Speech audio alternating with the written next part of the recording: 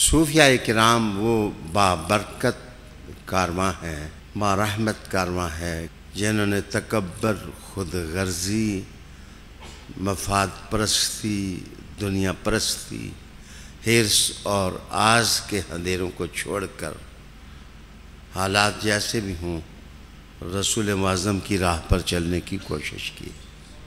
جس وقت میں صوفیاء کرام کہتا ہوں تو صرف چشتی مراد نہیں ہوتے، صرف سہروردی مراد نہیں ہوتے، صرف نقشبندی مراد نہیں ہوتے، صرف سہروردی مراد نہیں ہوتے۔